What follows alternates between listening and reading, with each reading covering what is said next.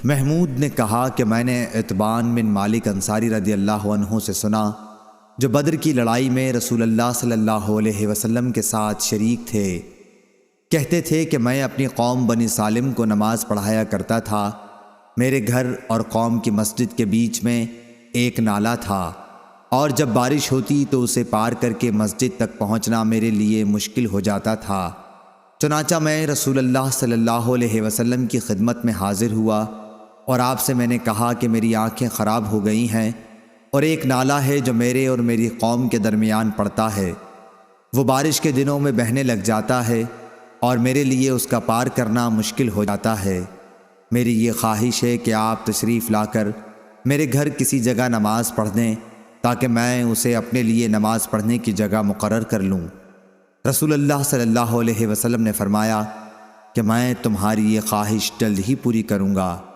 پھر دوسرے ہی دن آپ صلی اللہ علیہ وسلم حضرت ابو بکر رضی اللہ عنہ کو ساتھ لے کر صبح تشریف لے آئے، اور آپ صلی اللہ علیہ وسلم نے اجازت چاہی اور میں نے اجازت دے دی۔ آپ صلی اللہ علیہ وسلم تشریف لا کر بیٹھے بھی نہیں، بلکہ پوچھا کہ تم اپنے گھر میں کس جگہ میرے لیے نماز پڑھنا پسند کرو گے؟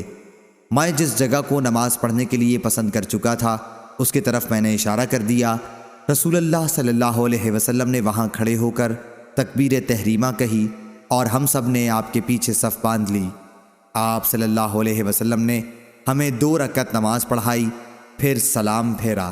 ہم نے بھی آپ صلی اللہ علیہ وسلم کے ساتھ سلام پھیرا۔ میں نے حلیم کھانے کے لیے آپ صلی اللہ علیہ وسلم کو روک لیا جو تیار ہو رہا تھا۔ محلے والوں نے جو سنا کہ رسول اللہ صلی اللہ علیہ وسلم میرے گھر تشریف فرما ہیں تو لوگ جلدی جلدی جمع ہونا شروع ہو گئے، اور گھر میں ایک خاصا مجمع ہو گیا۔ ان میں سے ایک شخص بولا، مالک کو کیا ہو گیا ہے، یہاں دکھائی نہیں دیتا۔ اس پر دوسرا بولا، وہ تو منافق ہے، اسے خدا اور رسول سے محبت نہیں۔ رسول اللہ صلی اللہ علیہ وسلم نے اس پر فرمایا، ایسا مت کہو، دیکھتے نہیں کہ وہ لا الہ الا اللہ پڑھتا ہے، اور اس سے اس کا مقصد اللہ تعالیٰ کی خوشنودی ہے۔ تب وہ کہنے لگا کہ اصل حال تو اللہ اور رسول ہی کو معلوم ہے، لیکن واللہ ہم تو ان کی بات چیت اور میل جول ظاہر میں منافقوں ہی سے دیکھتے ہیں۔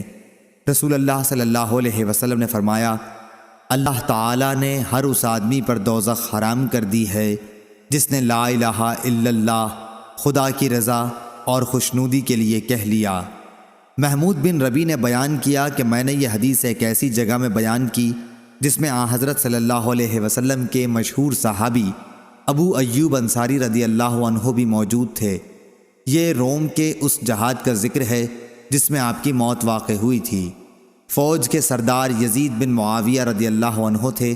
ابو ایوب رضی اللہ عنہ نے اس حدیث سے انکار کیا اور فرمایا کہ خدا کی قسم میں نہیں سمجھتا کہ رسول اللہ صلی اللہ علیہ وسلم نے ایسی بات کبھی بھی کہی ہو۔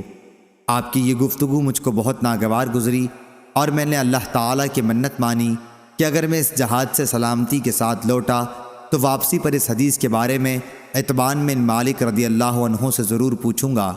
اگر میں نے انہیں ان کی قوم کی مسجد میں زندہ پایا۔ آخر میں جہاد سے واپس ہوا۔